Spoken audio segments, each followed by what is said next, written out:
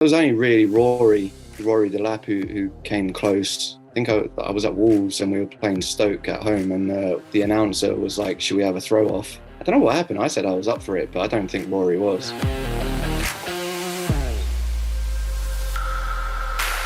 It was frustrating because I got bored in positions. Like, I found them too easy sometimes. My mum and dad always used to tell me, if you can play 11 positions and you've got 11 chances of getting into the team. Neil didn't really speak too highly about us. It kind of got under my skin a little bit.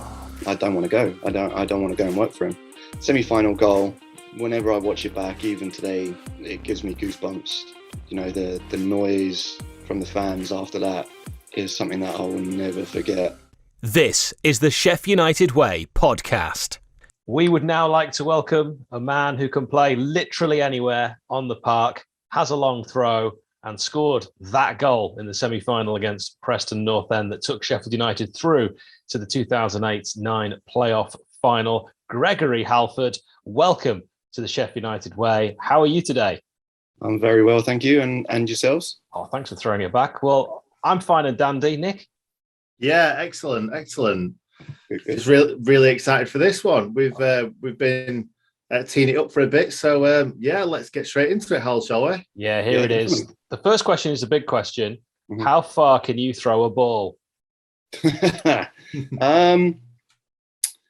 Well, I mean, it's shortened over the years, just through. Happens to the best of us, mate.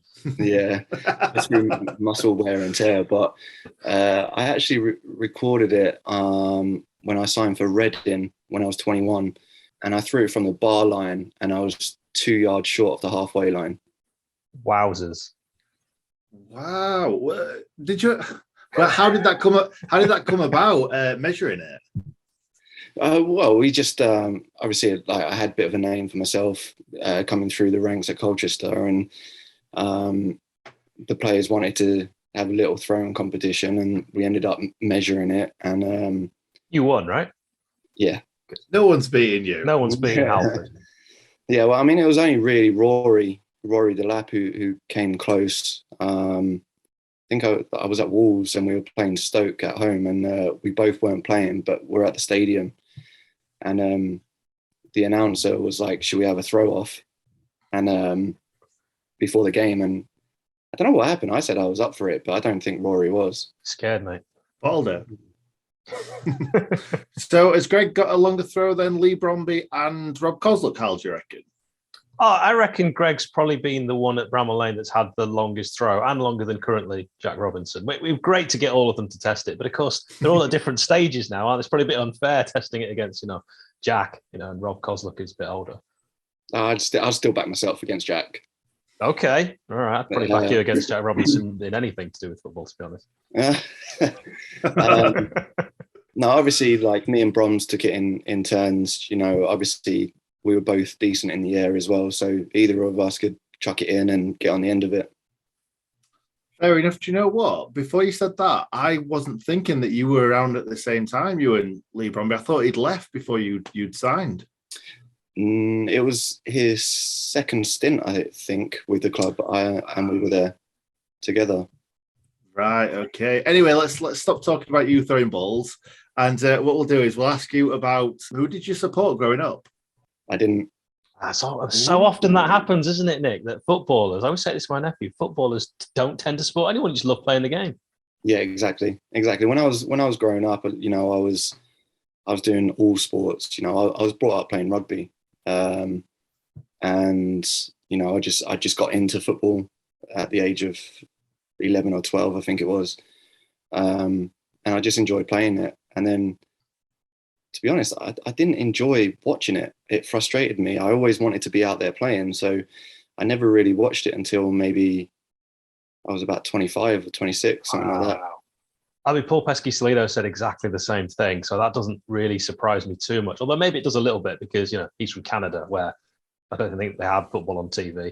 But you've got no excuse. But what about your best position? Because you're famously playing absolutely everywhere throughout your career. There were times you were a centre-back, right wing, midfield, striker, everywhere but goal. Where was actually your favourite place to play? Depends who it was against. I didn't want to come up with, like, against, say, like an Aaron Lennon or something while I was playing right back. I didn't want to do that, although I made my Premier League debut against Spurs, and as I was sort of playing on the left wing, which wasn't ideal for me. But no, I don't know. It was frustrating because I got bored in positions. Like, I found them too easy sometimes. So I wanted to go and move around and do as much as I can. And, when I was being brought up, and my mum and dad always used to tell me, if you can play 11 positions, then you've got 11 chances of getting into the team. So, that's what I kind of did. So growing up playing football, did you have a favourite position, and where did you play most of your football growing up? Because a lot of people say a lot of weird positions, like for instance, 𝐍𝐸𝐻𝐍 said that he played in the goal, and we were like, how did that happen? The world's smallest keeper. Yeah. So where was it? I was, as a schoolboy, I was coming through as a centre midfielder, just because of sort of my height, and when I was young, I had like a decent first touch, and my passing range was all right as well. So, that my coaches always wanted me to try and control the game in a central position. And then I made my debut at Colchester as a right back. Right. Okay. Yeah. So it was strange. It was strange how it came about, me playing right back, because I always felt like I was more of an attacking player. Always liked scoring goals and creating goals.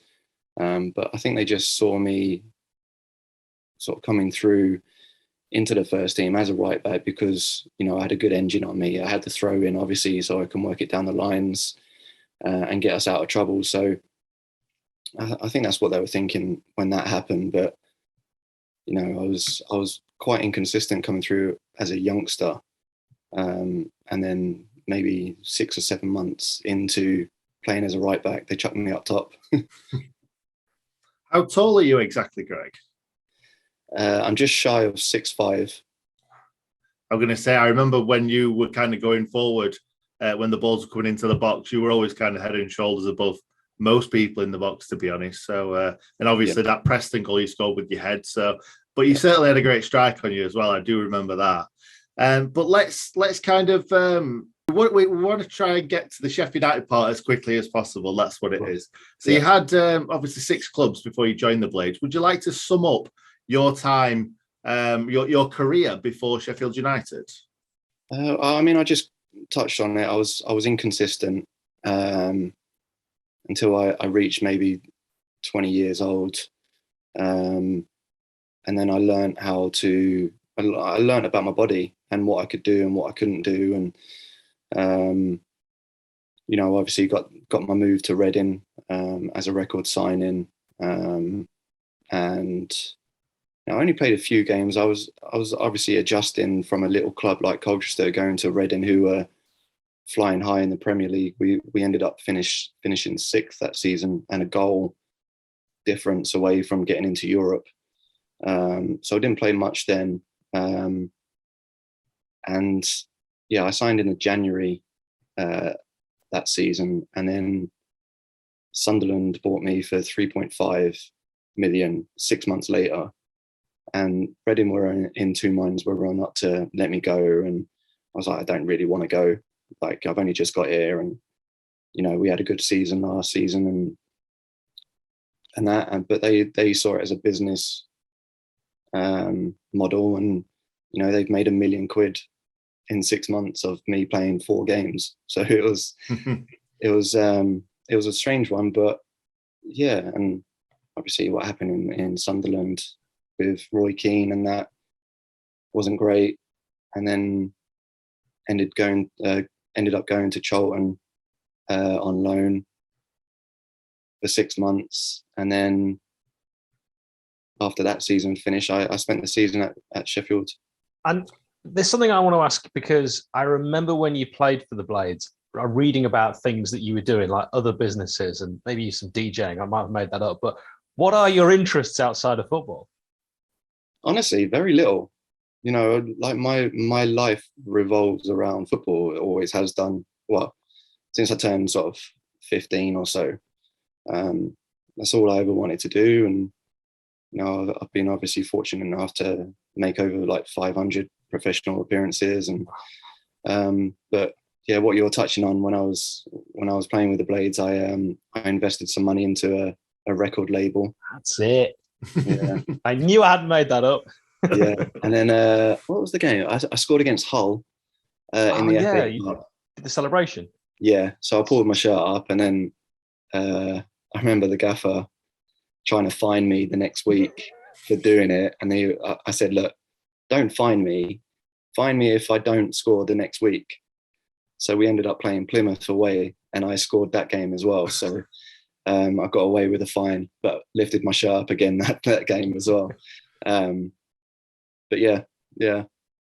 How did you score the week after then? Because surely it just rolled on and rolled on and rolled on. No, that was the deal. Only the week after Hull, that was the deal. Fair enough. So how did that loan move come about in 2008 then? It was a strange one because Sheffield had been after me for a long time, since Warnock was in charge in that Premier League year when they got relegated from obviously the infamous Tevez Mascherano deals. I'm glad it's not just us that remember that, because we feel really bitter about that, and I'm glad other people think it too. Yeah, definitely. So yeah, Colchester actually played Sheffield in the cup game. I think we ended up losing 1-0 earlier in that season, and obviously I made some sort of impression on Warnock, and he put an offer in to Colchester for quite a large money, and it got accepted. And Colchester were like, "Look, we've had an offer. Do you want to go and speak to him?" Now, after that game, Neil didn't really speak too highly about us, and it kind of got under my skin a little bit. And I was like, "No, I don't want to go. I don't want to go and work for him." And so yeah, that was squashed straight away, which in hindsight was probably the biggest thing that I've regretted so far in my career. We could have had years more of Greg Halford. That is kind of frustrating.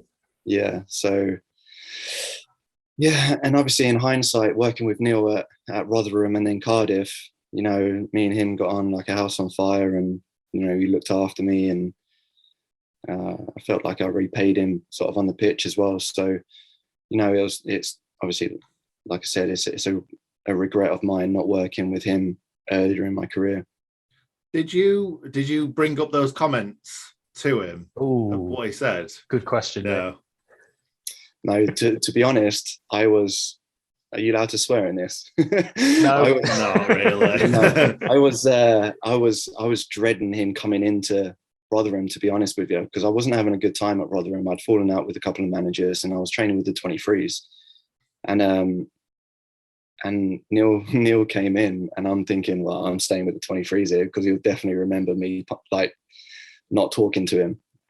But luckily enough, he brought in Kevin Blackwell with him, who was an ally of mine who brought me into Sheffield, and he backed my corner, and then we just rolled on, and I performed for him, and we did miracles at that club that season. Well, that rolls on quite nicely to my next question, which you've already given us a flavour on. What was Kevin Blackwell like to play under? Because I'll be honest, we've heard mixed opinions. You say mixed. All right, we've only heard negative. More on the negative side, yeah. Yeah, I mean, it was interesting because I do feel if we had Neil as a manager that season when we got to the playoff final, we wouldn't have been in the playoffs. We would have won that league comfortably. You look at the squad. Oh, it was a great squad that we had. It was just unreal. Look at the players that I was keeping out when I was playing as a striker for the second half of the season. We had Danny Webber, Billy Sharp, Arturo Lupoli, Craig Beattie. We had all these players. Yeah, right. We had all these players, and I was like, I'm not a striker, and I was keeping them out. But yeah, working with Blackie, I wouldn't have changed anything. Like, he brought me to the club. I had the best experience there. Made some unbelievable memories, and I'll be forever grateful for him for bringing me to the club. But yeah, I mean, he was intense, and you have managers like that, and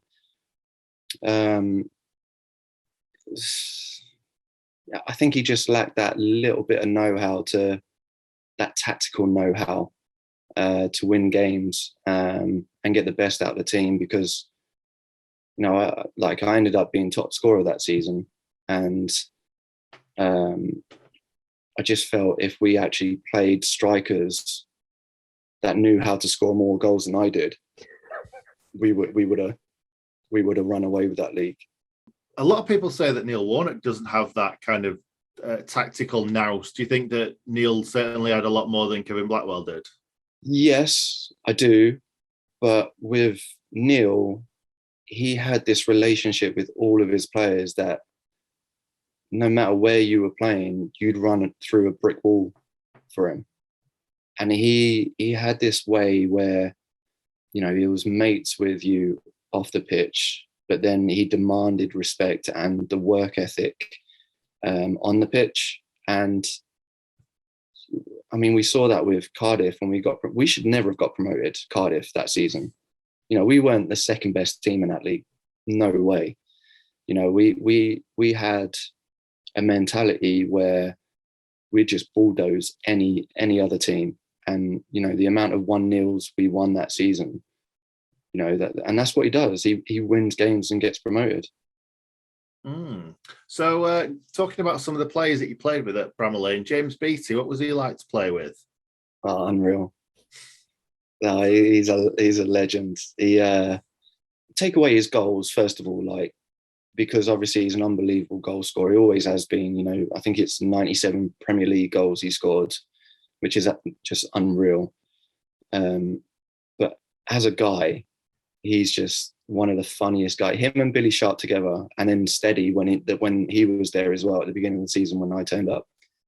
Just them three are just comedy geniuses, in the football world. They're just class. And but Beats is, he was a proper professional. Obviously, he was sort of getting towards the end of his career when he was there. And where did he end up going? Was it Blackpool? Stoke. No, Stoke. It was Stoke. Yeah, that was it. Which was a great move for him. Not for us. No. But we dealt with that loss pretty well, I think. We replaced him with Craig Beattie. Yeah. The better Beattie, a lot of people would say. Well, I just saved money on the shirts. That's true. Yeah. But yeah, he was unbelievable, and we still talk now. Oh, good. Well, we're actually just going to say some names of players you played with, and I just want you to say the first thing that comes to your mind, so that you give us a kind of flavour of who they were off the pitch. All right. Okay. So first one, 𝐍𝐸𝐲. I knew you were going to say that as well. I knew it was coming. Honestly, he's because we know nothing about him apart from the fact that he's like a multi-millionaire now. He's one of the funniest guys I've ever come across. Wow. Why is that? Just because, he didn't speak much, but we gathered that he knew English. He could understand everything, and then he'd come out with these one-liners, and it'd have everyone in stitches. He was brilliant, and what a player as well. I love that. Darius Anderson. The hardest man in football, with elbows of steel. Let's see, what was the game? He got sent off straight from centre, didn't he? Could be any game. Yeah, that's true. Lots and lots of sendings off. Yeah, I remember one of the games he got sent. I think it was second half, and straight from centre, he's gone and clattered into their right back, and he's got sent off.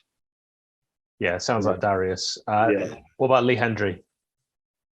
One of the best footballers I've ever played with. I mean, he played for England, so that kind of makes sense. Yeah. Honestly, Blackie could never get the best out of him, but he was the best midfielder we had that season. Really? Yeah. I'm not sure about that. Yeah, but you don't get to see him in training every day. And we didn't play the style that suited him. No, definitely true. Definitely true. We never saw the best of him. That's fair. No. But he's one of the best. Even Steven Gerrard came out and said he's one of the best midfielders he's played with. Wow. To be fair, though, a lot of Man United players said about Ravel Morrison, saying that he was the best in training and nobody ever saw the best of him.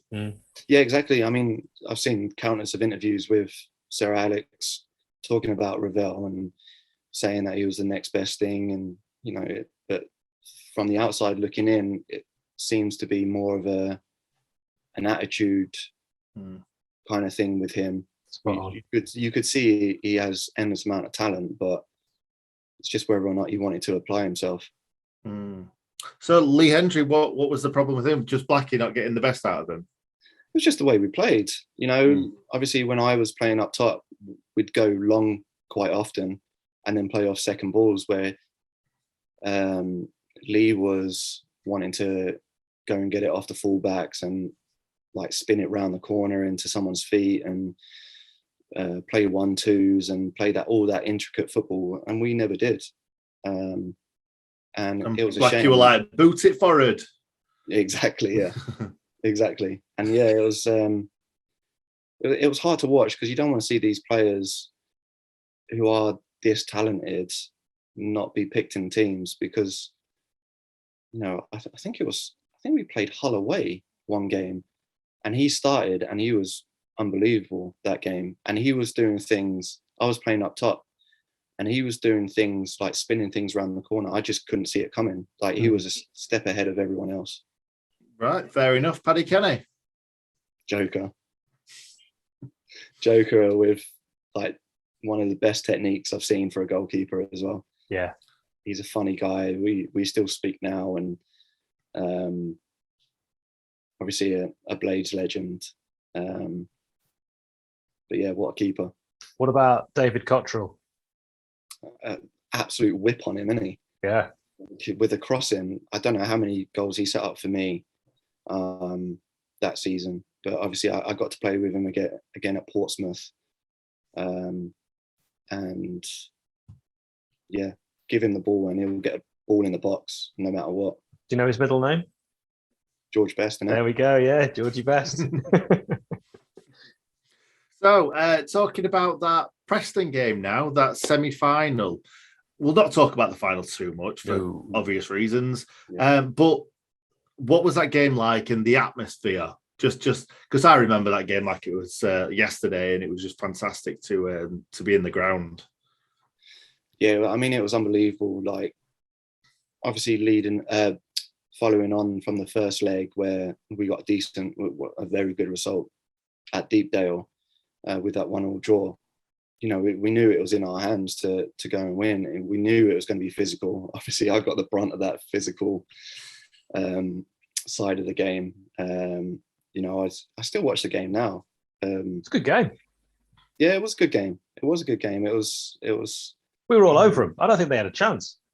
No, I think they had a chance right at the end where I can't remember who it was, but someone's dragged it wide and it was a good opportunity. I remember thinking afterwards, because of the furore afterwards and Paddy Kenny, that if he didn't actually have a save to make. No. And of course, he was banned, wasn't he, for whatever he took, his medicine. And he actually, if we'd had a chair in goal, it would have been the same score. I'm not sure about that, but that's not a diss on Paddy. It's that Preston didn't so have a Paddy's shot on target. Chair, Hal. No, just they couldn't create a shot on target. So actually, you know, the fact that he got banned for that game wasn't particularly fair because he didn't do anything. Yeah, I mean, I see your point. But I think if there was a chair in goal, they would have been shooting from anywhere. So, okay, the chair was a bad comparison too. I think Paddy's been called worse than a chair before, anyway. I'm not calling Paddy a chair. Paddy's a legend. Yeah, he's a legend. The funny thing as well, when he left, we all hated him for years and years and years, and then he came out, told us his truth, and the rest is history. Yeah, and that's the thing. Obviously, fans are hard done by sometimes because they don't see the ins and outs of what happens in the training ground and in them buildings. You know, as players, we all knew what had happened, and it was just, I think it was just a bit of naivety from him more than anything else, and he paid the price for it. But big time. You look at what he did after that when he went to Leeds, and obviously it's like not the best team to go to after playing for Blades, but he still had an unbelievable career after that. He's also part of Premier League history as well, isn't he? Because he let in the Aguero goal. Yeah, definitely.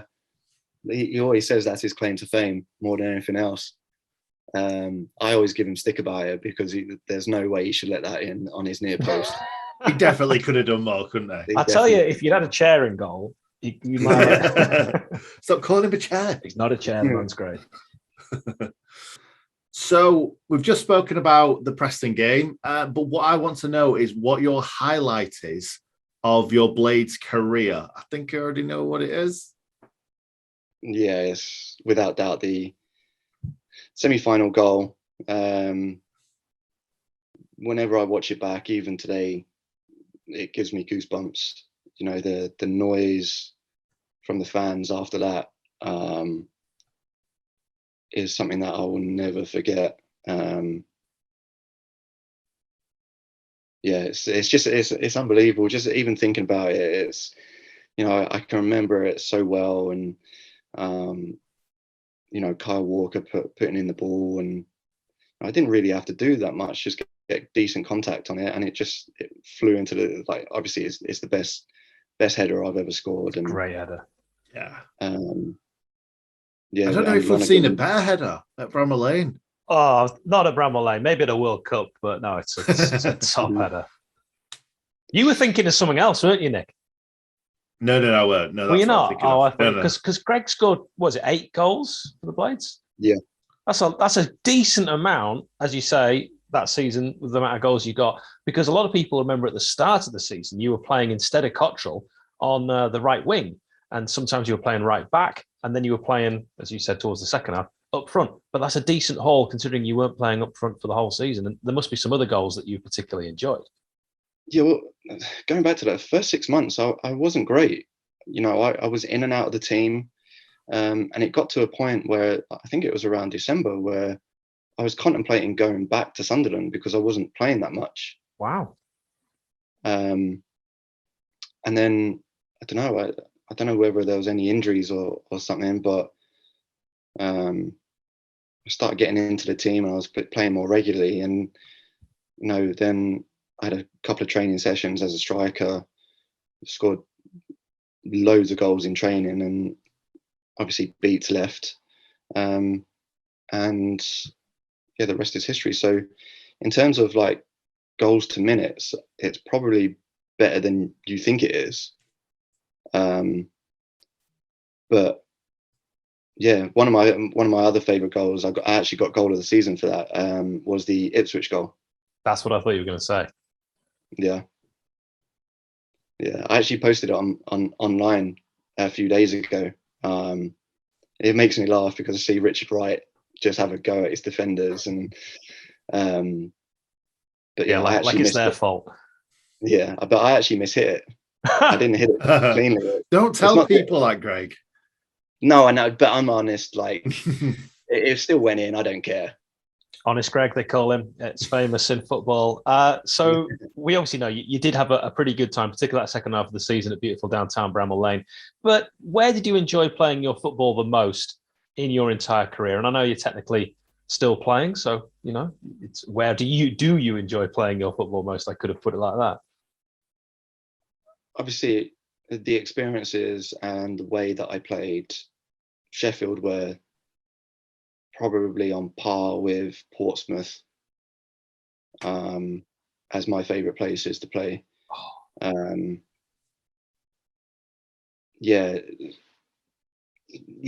loved my time at Sheffield United. I got on well with everyone. The fans took to me, and I played pretty well. And then same at Portsmouth, and we went through that bad time of administration for I think it worked out around 7 or 8 months, which was tough. and I mean, I would have stayed there, but they had to get rid of me to free up money, as they did with. I think there was about 8 of us that had to leave. We weren't even allowed to go on pre-season tour. They had to take teenagers with them. But yeah, Portsmouth and Sheff were definitely my favourite times for playing. Yeah, so that's your favourite places to play football at. Was it the best you'd played your football as well? Yeah, I'd say so. Like on a consistent basis, then 2 places definitely. You know, I mean, I've had great times at other clubs. You know, I had for the first 2 seasons at Forest, I played well, and you know, a manager came in that I didn't like. Who's that? It's Pearce, Stuart Pearce. Oh. It always seems to be like the hard Legends. men of football that I don't get on well with, like Pearce and Keane and Mick McCarthy. Stuart Pearce lives not too far away from me, and I see him on my walks occasionally. I won't mention that, I promise. Yeah, it was weird. He was like a compulsive liar to me. Wow, it's getting worse. Yeah. Do you know what, Greg? I heard that he wasn't so much of a hard man. I listened to a podcast with I think it was Danny Mills, and Joey Barton was tormenting him and stuff like that. Oh yeah, he doesn't want any confrontation at all. Like you put an argument to him. I put an argument to him, and he physically tried picking me up and chucking me out of his office. Wow. Because that's because of the argument that I had with him, it's just I had him dead to rights, and he didn't like it. Any other managers and players you want to slag off before we move on? It's just telling the truth. I mean, it's just that's brilliant. No, but for Nick and I, because of course we're not in the football world, and it's just I'm trying to picture my manager doing that to me. And Nick, you probably imagine it yourself. It would just never happen, you know, in the business world. Yeah. It was a hard one because I went out on loan to Brighton from Forest, and you know, he was giving me all the spiel about, look, at the minute you're not in my thoughts about playing, but you go and do well at Brighton, then we'll come back to January and see where we are. And I come back in January, played every game, pretty much every minute. And I come back, I go up to his office. I said, look, have you seen me play? He goes, oh yeah, I've seen you play. I said, oh yeah, what game you seen me play? He goes, oh, it was Millwall away. And I was like, oh, so you haven't actually seen me play, or come to watch me play, because that was on TV. And he goes, yeah, I've just seen you on TV. And I was like, but you said before I went that you'd be, and scouts would be coming to keep an eye on me. And he was like, yeah, I've got all the scout reports like in my office, or in his other office. I was like, oh yeah, and I called his bluff. Can I see him? Yeah, so I called his bluff and I said, do you mind if I have a look at the scout reports? And he said, oh, I don't have them at the minute. I said, it's okay, I'll wait, not a problem. And that's when it started getting a bit confrontational, and he tried chucking me out. And then I knew like my time at Forest while he was in charge was done. Yeah. So I ended up going back to Brighton and having a great time down there. I did a good time at Brighton. I'll just reiterate, Stuart Pearce is a neighbour, and he's always been very nice to me. Bringing our old friend Billy Balance back into the equation. So what do you want to do when you finish your playing career? The older that I've got, the more inclined I am to coach. I had an opportunity to go back out to Ireland and coach out there, but the FAI is another slag off as well. The FAI, they just they change their rules like daily, it seems. And in England, what you can do to be a coach is you can get hired by a team as long as you're working towards a badge. Whereas Ireland, they've taken it completely out of their ruling this year for some reason. and so that opportunity was just literally squashed straight away. Oh. So you're going to do your badges when you get the opportunity, and then move into coaching and hopefully get back into the game in that respect. And do you see management, or would you rather be back end coaching? At the minute, I'm unsure. I think I'm unsure about sort of my personality towards managing. I would definitely have to bring a bad cop in to like assist me massively, because I'm not one of these guys who shouts and hollers and screams at players. That's not me. So I'd need to bring in a bad cop, good cop, bad cop. And if I was going to be managing, that's the way that I'd do it. But at the minute, because I think it's because I haven't got my badges, I don't know my abilities yet. So yeah, at the minute, I'm undecided. Right. So if anyone knows a Malcolm Tucker character that can help Greg, that would be great. Good luck with that. I've got a question for you now. The bad cop, if you had to choose any of the Sheffield United players that you've played with to be the bad cop, who do you think would be the best bad cop? Moggs. Chris Morgan. Oh, of course. And if he wasn't already an agent, I reckon he might be interested in getting back into the coaching, but I think he's enjoying that life a little bit too much. Yeah, no, I think he is as well. Because he went into coaching a little bit, didn't he? Where did he go? Was it Chesterfield? Yeah. And well, Blades. He was the manager of the Blades twice. Caretaker manager. And I've met him. Danny Wilson, wasn't it? Yeah, I've met Moggs a few times. He holidays in the same place as me. So when I'm not talking with Stuart Pearce, it's Moggs. Yes. I've heard that he's doing pretty well as an agent. I haven't spoke to him for a very long time, actually. But yeah, he'd definitely be my bad cop. Great answer. Yeah, good shout. All right. Well, that'd be a wonderful team. Can you imagine that? A manager duo? Yeah. That'd be great. Hey, who knows? Blade's future. You just never know. Oh, that would be fun. We'd love to get you back, of course, to Bramall Lane. Have you ever thought about coming back and, maybe when you finish, Gary Sinclair could introduce you, get that round of applause as you walk around Bramall Lane? Because I know you get a good reception. I'd love to. I do message people at the club via Twitter. Only really to get like the full game of the playoff semi-final, because I still want it.